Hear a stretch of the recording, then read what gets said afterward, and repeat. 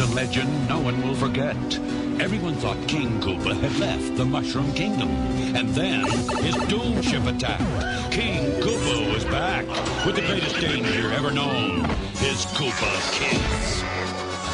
Using their new superpowers, the Super Mario Brothers rescued Princess Toadstool and beat back the evil Koopa family. I'll get those flutters! Hello and welcome to the latest episode of Pixels in the Animation. I am one of your hosts, TFG and Mike, and joining me in this epic journey, this epic return to the Mushroom Kingdom is TV's Mr. Neil. My cage! What happened to my cage?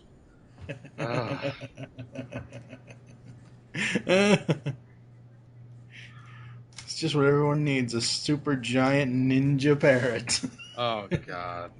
You know what, I'll say this about this series is that it's clear that they, unlike the Super Show, it's clear that they played the game. Yes. And I think what it is that Super Mario Bros. 3 actually came out in 1988 in Japan. And you can see it right at the bottom of the screen when you boot up the game. It says copyright 1998. And 1988. And I think what they did was they got one of those honeybee converters and they bought the Famicom version. And they must have been playing that while they were producing the show because it's obvious that they understood the game. Yeah. And in fact, that's kind of my theory on like the wizard. You know, Jenny Lewis. That's how she knew about the warp whistle. Is that she's technically she's secretly like the most savvy person in that movie. She's the pirate character. Oh boy.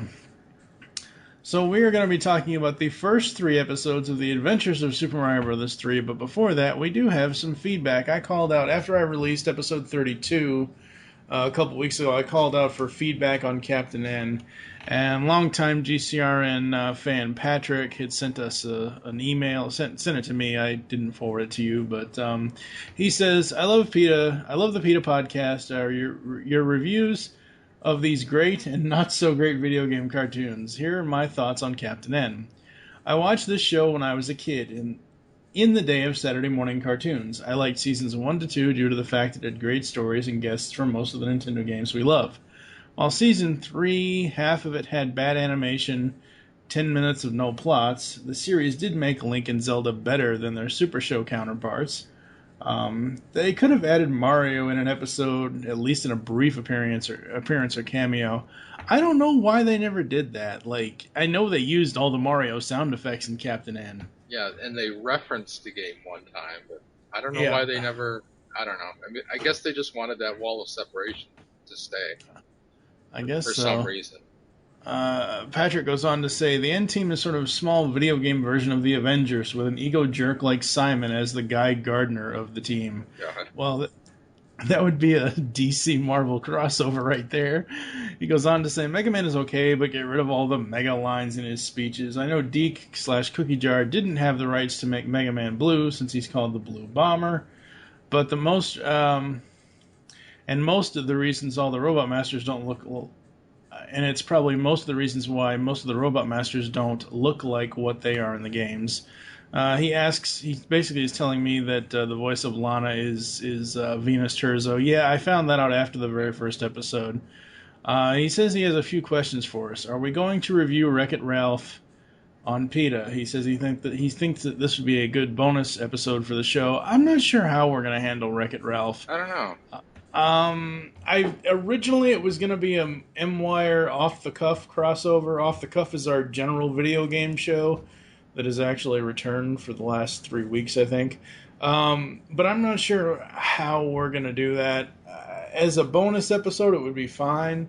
I'm just not sure as of yet. He says, what are your thoughts of the Sly Cooper and Ratchet and Clank movie trailers? I have not seen them. Have you seen them?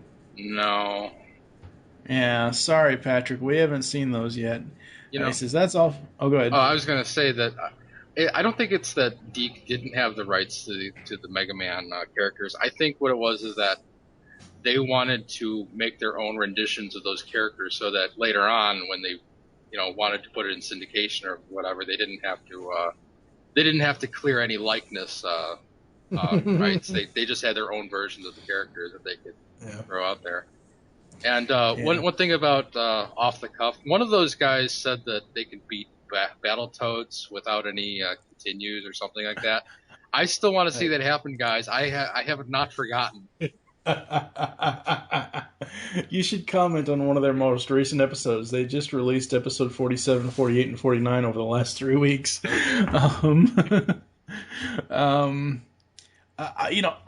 I'll say this now. I loved Wreck-It Ralph. Not just because of the video game homages that is in the game, that is in the movie, but for how interesting the movie was on its own.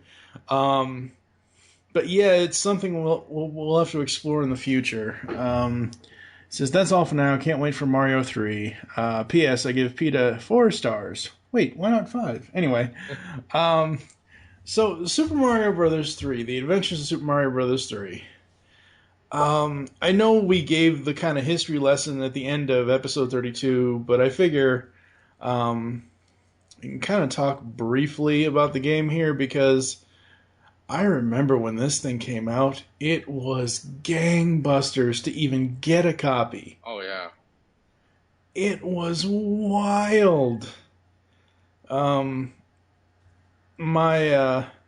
cousin Robbie, his friend Matt had a copy, and he would always bring it over to my cousin's house, and we would always, sit there and play it, and we would get up to about Skyland, and then by that time, Iceland was just no, and don't even get me started on Pipeland. Oh.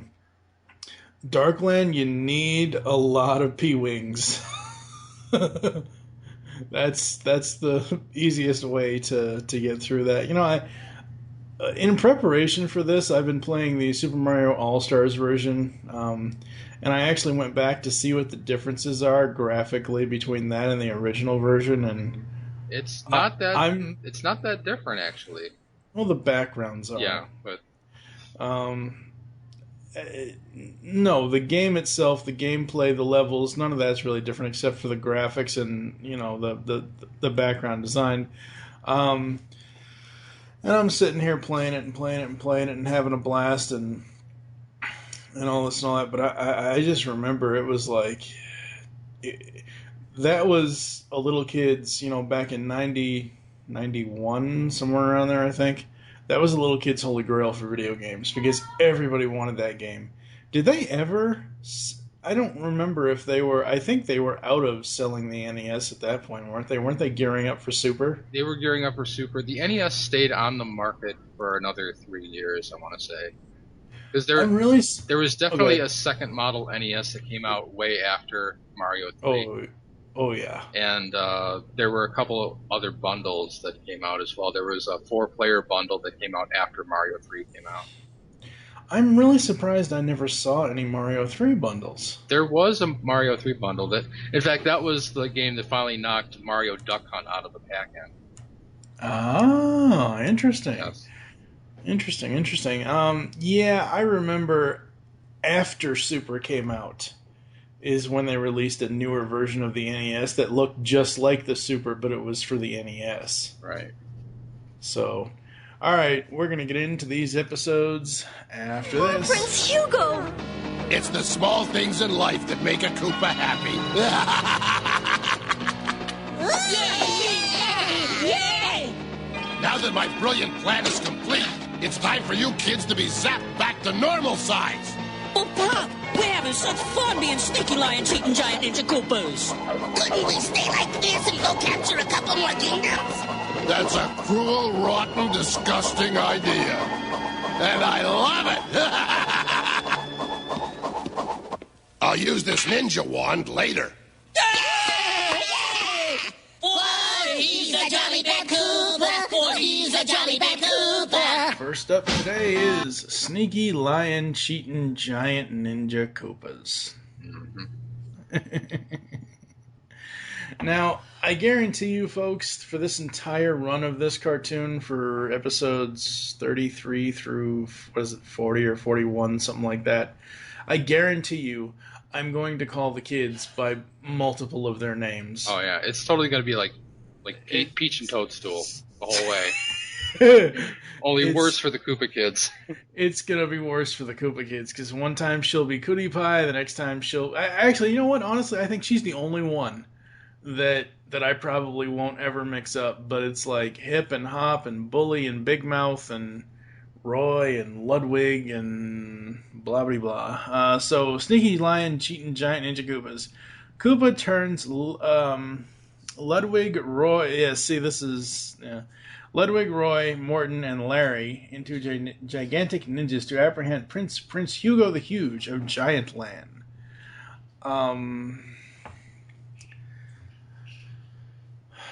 Okay, this is a kidnapping plot, I guess. And they turn him into a poodle. That's not the only time that happens.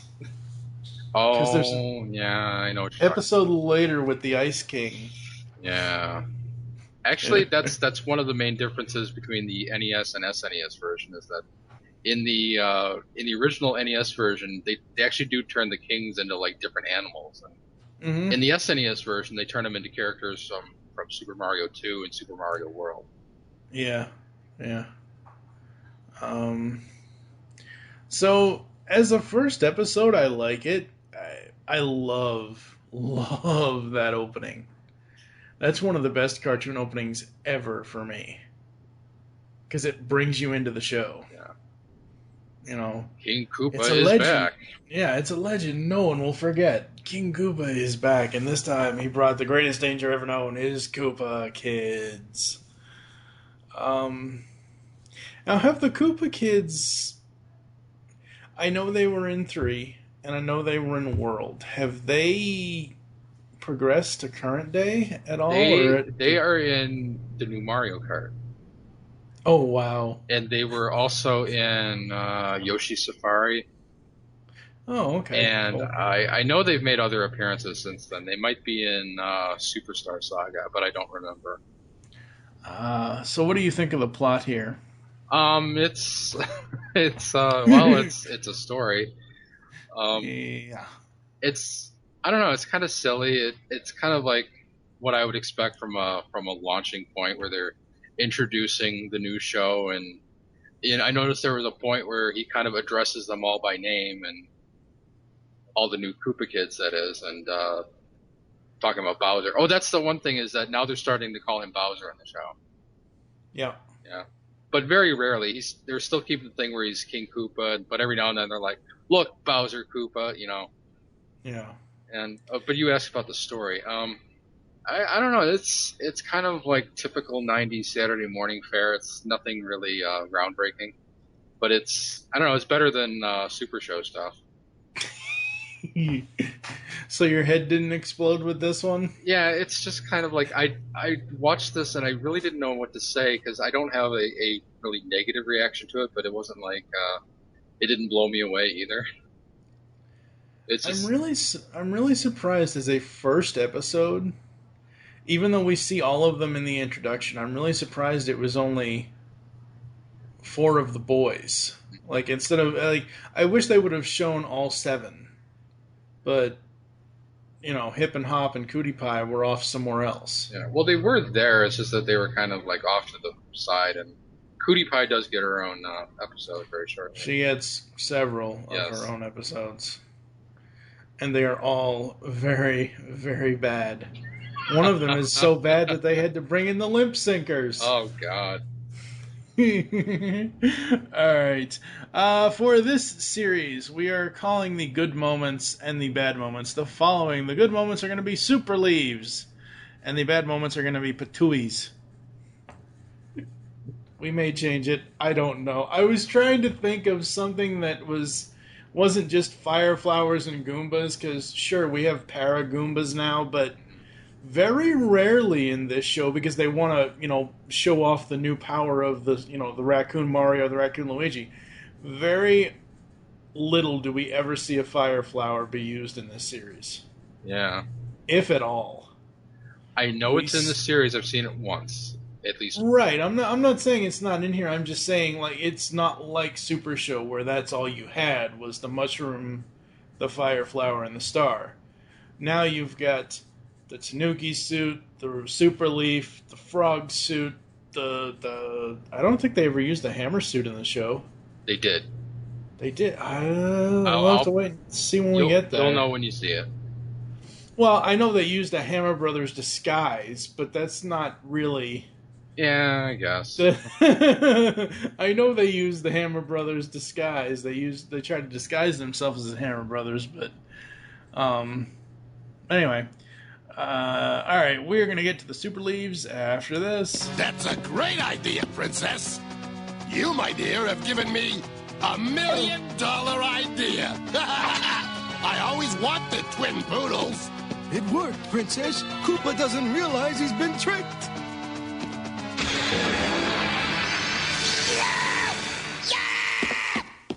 So for Super Leaves, I'm loving the animation.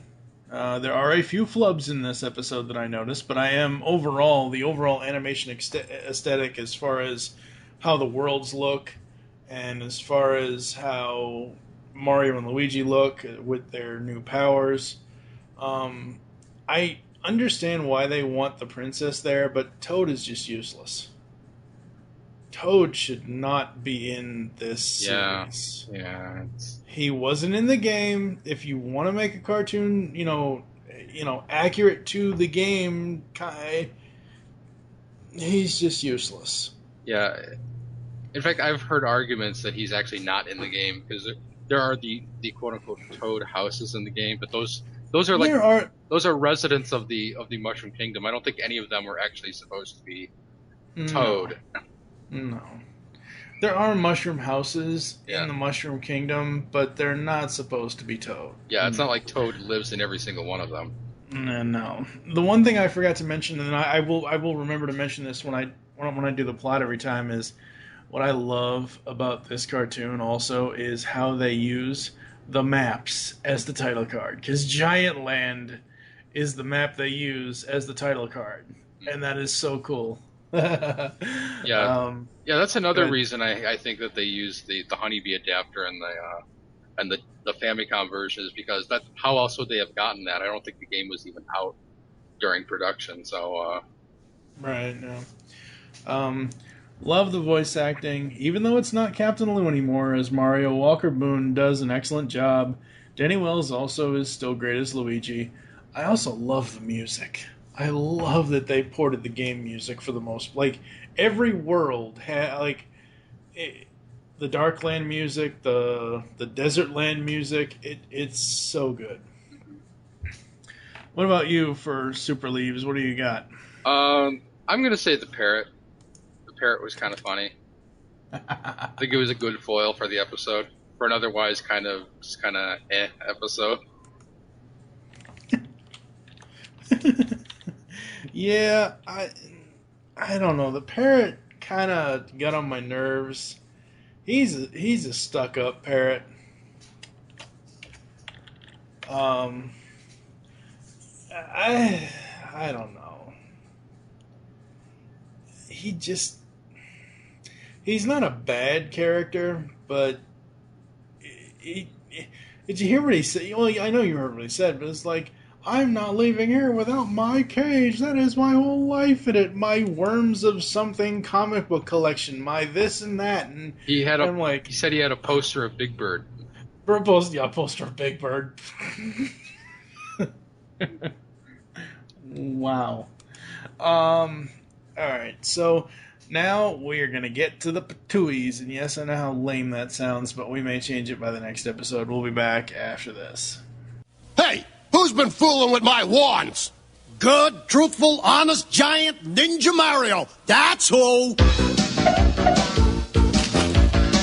Alright, for the Patooies, first error of the series. Bully's voice comes out of Kookie's mouth. Yeah. The other one I noticed was when Koopa drops the green wand, which was switched, the wand he drops turns red. And then when somebody else picks it up, it turns back to green, and then at another point it turns back. The one colors flip-flop. Yeah. After Mario switched them. I think I'm just so used to coloring errors in Mario cartoons now, I just totally missed it. Like, this is normal. Yeah, for me, I haven't watched this since Shout Factory released the original DVD a number of years ago. So, I mean, this is kind of like all fresh and new for me now. But that's really, I mean, I really enjoyed this episode. I thought it was a nice, fun little episode. I kind of wish the first 8 episodes of the series would go through the worlds. Yeah. Like you would. It's just a little nitpick, but I don't know. What do you got for Patui's?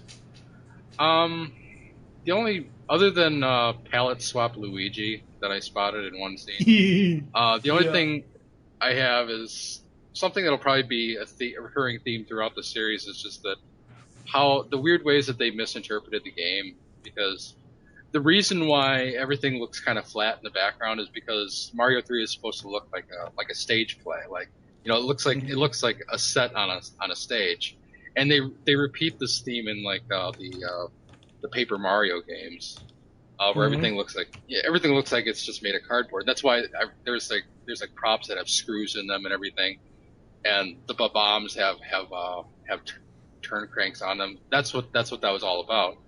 And in this, they just kind of like, they painted it in kind of like a 3D world, but, you know, it's like everything's flat, so it's just like there's these big rectangular things in the background for no reason. So, that's a huge nitpick, I understand, but it's just kind of like, it just kind of baffles me how they didn't catch that. It's like they didn't understand what that was supposed to be. Well. Yeah. I don't know if it was in this episode or if it's in another one we'll talk about today, but when Mario was running across the music blocks, that was interesting. I thought that was pretty cool. All right, we are actually gonna, instead of giving our ratings all at the end now, we're gonna give them after each episode. For me, as a first episode, like I said, I wish they would have maybe done the first 8, you know, world by world as the game would go, but, you know, starting off in Giant Land, seeing what kind of characters are in Giant Land, and just the opening theme, even the closing theme. I mean, the instrumental version without the voiceover, love it. I'm gonna give this 4 out of 5. And what are we giving these? What are we using? I forgot what I wrote down that we're gonna say here. Let's see. We're ranking. Let's see. Let's give them hammers. I don't know. So I'll, it's either hammers or frog suits. I don't know. Let's go with hammers. Let's go with hammers. I'll give it 4 out of 5 hammers. I'll give it 3. Three for me isn't a bad score. Just kind of like, you know, middle of the road. So it wasn't a great episode, wasn't a bad episode. It was just the series premiere. That's it. They're never that special. So yes. And now we prepare for something that we will hear throughout the rest of the series. Cutie Pie's screams. We'll be back after this. Just tell King Daddyums what you'd really like for your birthday. America. But Sweetums, America's in the real world. I don't care! I want America for my birthday! I want it! All right, baby cakes, anything you say. After all, you are turning sweet 16. It sure is nice not to worry about the Koopas for a while. Yeah, when King Koopa gives his kids a birthday party, they stay Koopa'd up in Koopa Castle all day. Oh, no! It's King Koopa's doom ship! I'll see if I can stall them while you guys run.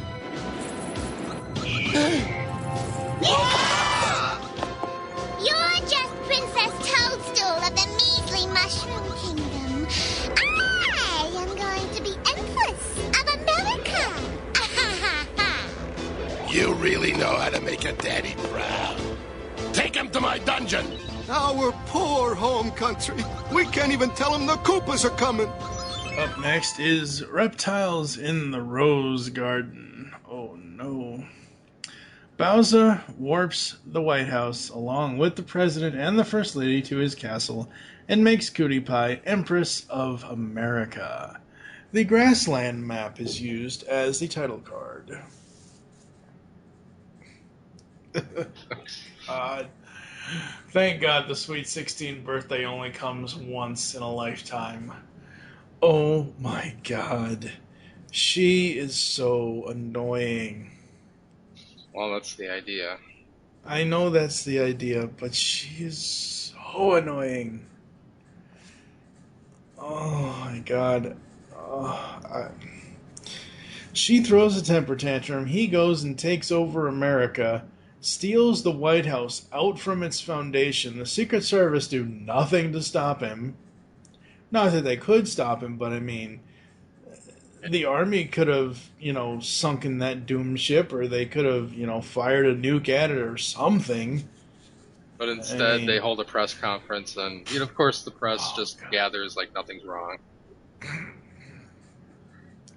And oh my God, her list of demands. Ugh.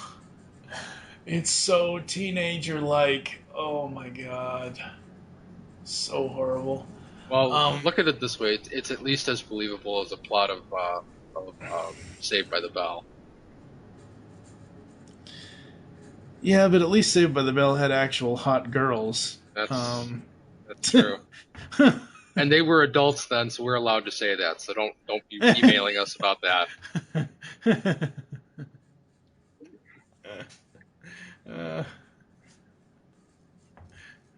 Yeah, that's the last thing I need is someone coming after me saying, "Oh, you watch Girl Meets World? That's a preteen show." No, it's a family show. Get over yourself. Yeah. Anyway,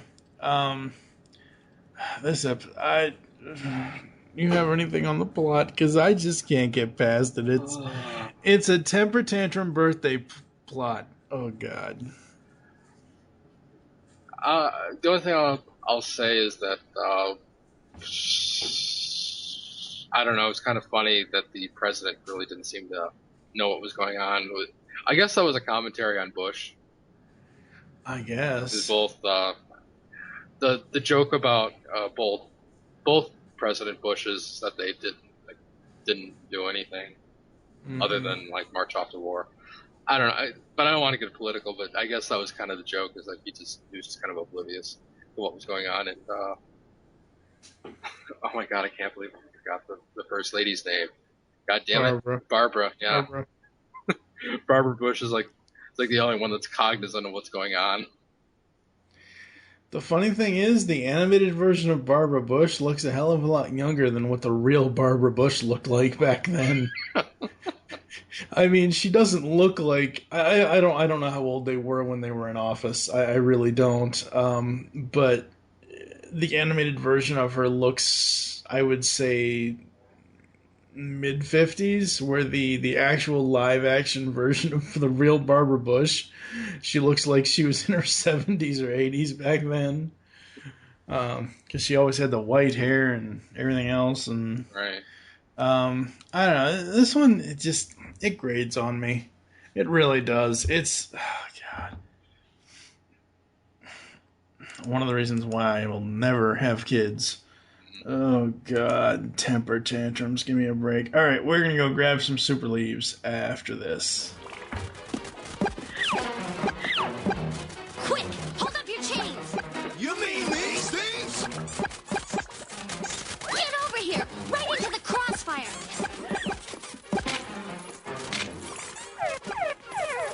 Quick! Run for it! So far, super leaves. I do love the animation. And as I said earlier, I also do love that they use the world's specific music as to what land they're in. Other than that, this one just it grades on me. It's just not good. You have anything good to say about this one? Well, other than the jokes about the president, I kind of like that they did some gags with moving the White House around. There's one scene where it's teetering on top of the Washington Monument, and then it lands Wile E. Coyote style on Cootie Pie. Yeah. That's probably the best part of the whole episode, is that she gets hurt. Yeah. That. I got nothing else. You know what would have made that scene even better? If she had a yipe sign held up.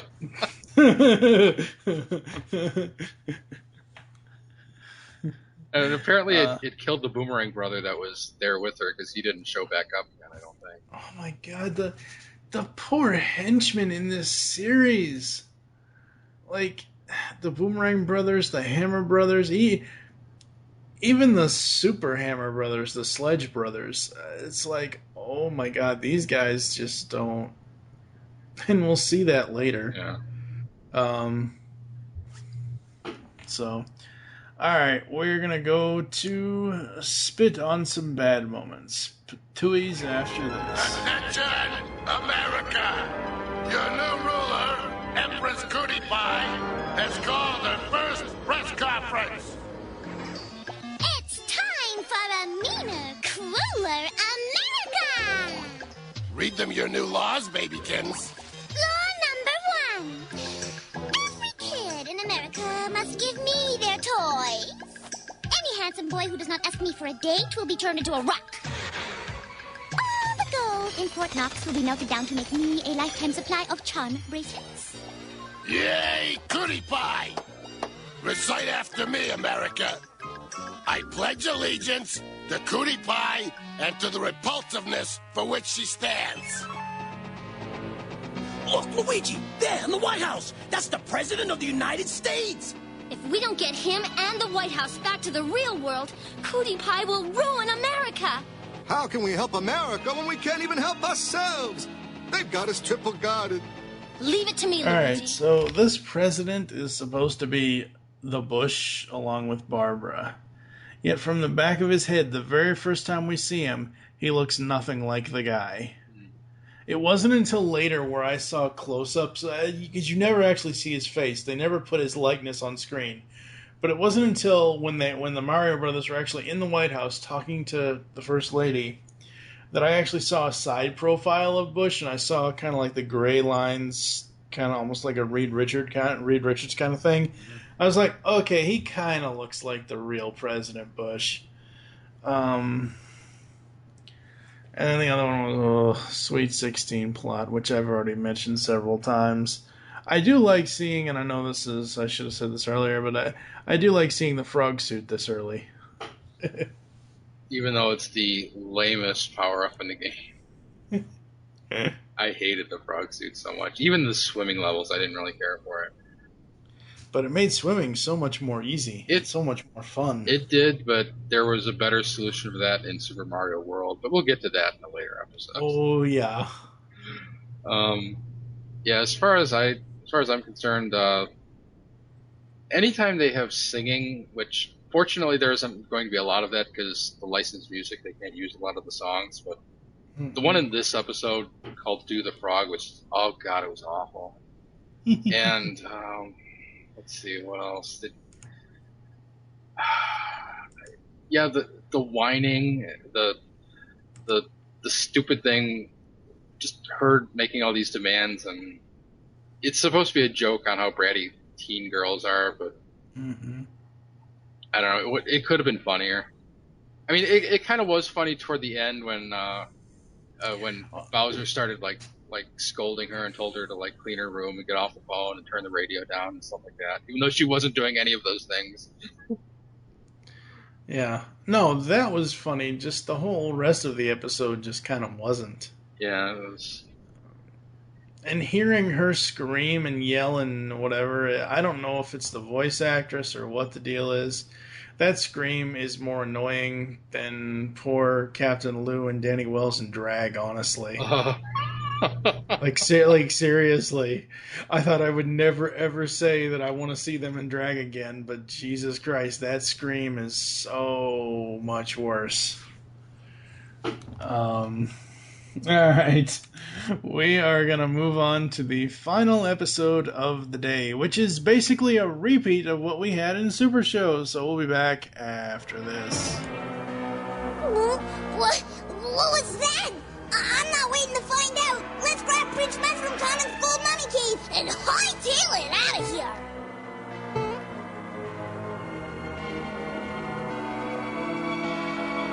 My son! They stole my son! Huh? Where's my son?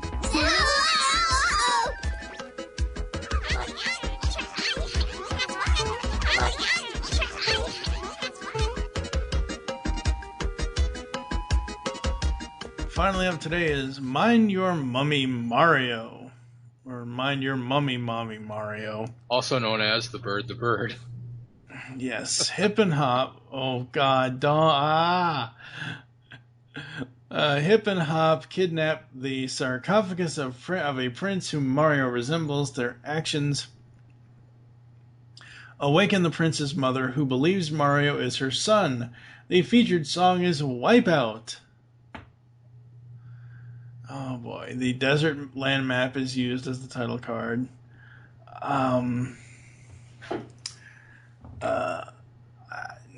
The only bad thing I have about this one, and that's the only reason why it's... Oh, we forgot to give our scores for the other one, but we'll do that in a minute. I don't even have any bad moments for this written down. The only moment I had written down of the entire thing was... I feel like we've seen this before. Replace Mario with Toad and the Mummy with a Birdo, and there you go. Same plot. Yeah. Exact same plot, down to the letter. You know, the baby Birdo went missing. The Mummy couldn't find it because she was blind. Where in this one, the Mummy couldn't find her son because Hip and Hop kidnapped the sarcophagus. And she was just crazy. This mother has, this mummy mommy has absolutely no excuse. No, she doesn't wear glasses, so you can't blame it on bad vision. She's just psychotic. Thoughts? That pretty much nails it. It's you know, I've heard people say that like Saturday morning cartoons of the era, they basically kept reusing the same story ideas over and over, and that's certainly true. But you know, another thing I wanted to touch on was that the featured song was supposedly Wipeout, but for the DVD version and the version I watched, it wasn't. It was Mega Move. It was Mega Move. I thought we were done with Mega Move, goddammit. Nope, we're not done with Mega Move.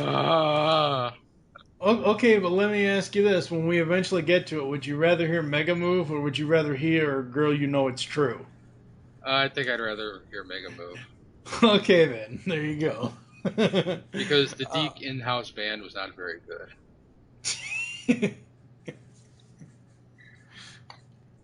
Yeah, no. I think, I could be wrong, but I think this is where, like, this series is the final use of Mega Move. I don't remember them using it in Mario World, because that was a whole different ballgame. Don't hold me to that, though. I could be wrong. Mind Your Mummy Mario, it's... The only thing good out of it, for me, is I like how well the animation's done. I like how detailed the star maps are. Like, it actually has a picture. It actually has a drawn picture of the mummy's face and Mario's face as her son. And I will never not say that I don't love the music in this, because the music is just so great. It really, really is. That's it for this one. We're not even going to go into Super Leaves and Patooies, because there's just... It's the same. If you want to hear bad moments, basically go back to the Super Show reviews we did. If you can find the Birdo review and listen to that, it's the same thing we would say here. Yeah, they basically copied and pasted the plots, and we'll copy and paste our review. Exactly. Control C, Control V. Exactly. CCCV. We forgot to rate Reptiles in the Rose Garden. I'm giving it 1 hammers out of 5. Yeah, same here. Only because I love the animation and I love that they use the specific world music. For Leave Your Mummy Mario, or whatever it's called, honestly, I thought I was going to give it a 1 because it is basically a copy and paste, and even though I love the music, I still gotta give it a 0. It's the exact same plot with different characters as the focus. I'll give it a 1. It was okay. Yeah, there's really no reason to actually watch it. No. No, not really. And to be honest, the Birdo mother was funnier than this. Yeah, that's why I said this one was a little bit psychotic. And I don't remember. Now, see, here's the thing, folks. I think I said this in the beginning. In preparation for this era of pixels and animation, for the last month and a half or so, I have been playing Super Mario All-Stars to play Mario 3 again. And I've played Desert Land a million times. But the only thing that the show got right about Desert Land was the sun, which is absolutely hilarious. I love that part about this episode, was the sun. Oh, that sun was in my eyes. No, I wasn't. Except that was the wrong episode. It was in the first episode. The sun was. Oh, was it? Yep. Oh, anyway. I don't ever remember seeing a mummy in Desert Land in the game. No. So, I mean, I know they're going for theme specific and plot specific thing here. But there was a dry bones in the episode, but it didn't come to life. It was like at the very beginning. And I thought that was kind of weird, but I kept expecting it to like come to life. Yeah. All right, we're going to take a quick break. You're going to hear some ads and some other stuff, and we'll be back after this. Aw, give your mommy a big kiss. Lady, if you weren't so wrapped up in yourself, you could see I'm not your little boy. All that running around has made you grouchy.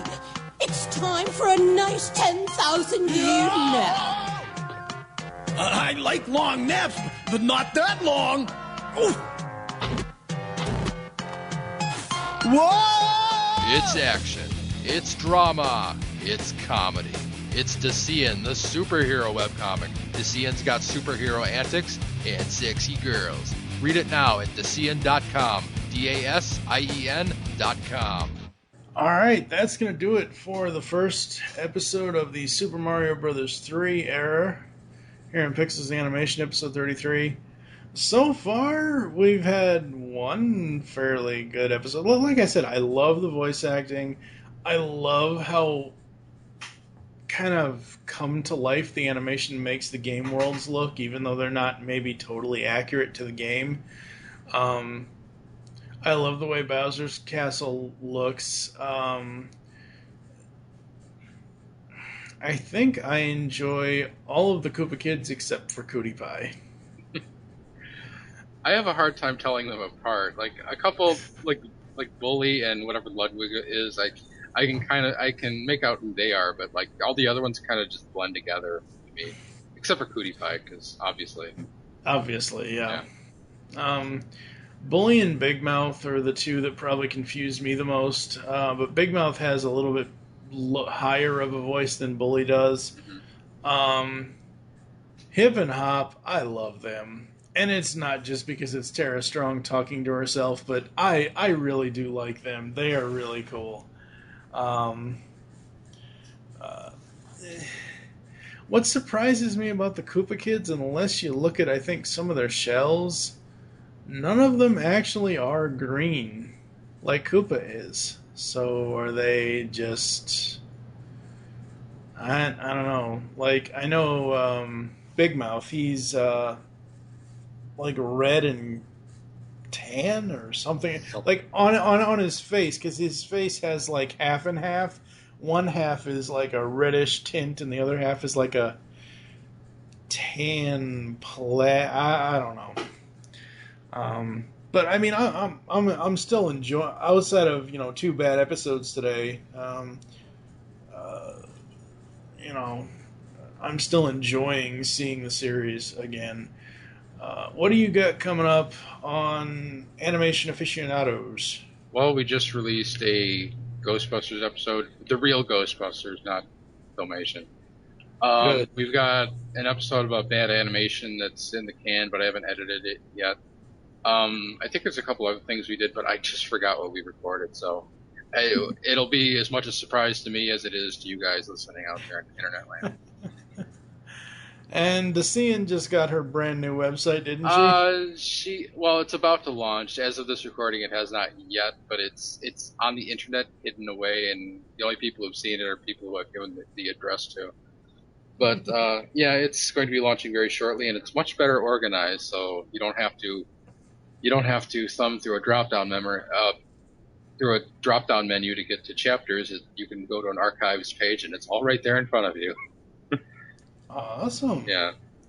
What do you got coming up for stories in that? Well, I just started a new one. It's going to be a little different. It's going to be it's going to be more drama-ish. There's going to be a while before there's any actual action, and I'm going to play around with character relationships a bit more. Like the last one was just kind of like everyone kind of stayed stagnant throughout the entire story. This one is going to be there's going to be a little conflict between characters who have been pretty solid throughout the series. So it's going to be very, very different. Yeah, I don't remember which release it was that you posted, but you posted one. I'm like, hey, it's Nightbird from Transformers. Yeah, that wasn't really intentional. I know it wasn't intentional, but I was like, hey, wait a minute. Yeah. That's awesome. All right. So, thank you for joining us here in Pixels Animation. There's some ways to get in contact with us to leave feedback for the show. Visit the brand new website, geekcastradio.com. It's all new, all different design, fully interactive. Email us feedback at geekcastradio.com. Put either PETA or Pixels in the animation in the subject line. Leave the show's feedback in iTunes. Please do this. We love iTunes reviews, or at least I do for the most part. Follow us on Twitter. You can search out Geekcaster Radio. Mine is TFG and Mike. What is your Twitter? Neil Sama. Become a fan on Facebook. Go to facebook.com/Geekcaster Radio Network. Where can they check out Dacian over there? It'd be facebook.com/Dacian Comic. Call the voicemail line. Tell us the show you're leaving the message for and your name. 502-526-5821. There is a 5-minute time limit. We hope you enjoyed the latest episode of Pixels the Animation and wish you'll join us next time when we'll be reviewing 3 more episodes from the Adventures of Super Mario Bros. 3, those being The Beauty of Cootie, Princess Toadstool for President, and Never Coop a Koopa. For now, I'm TFG and Mike with TV's Mr. Neil. Tune in next time and help us find the pixels in the animation.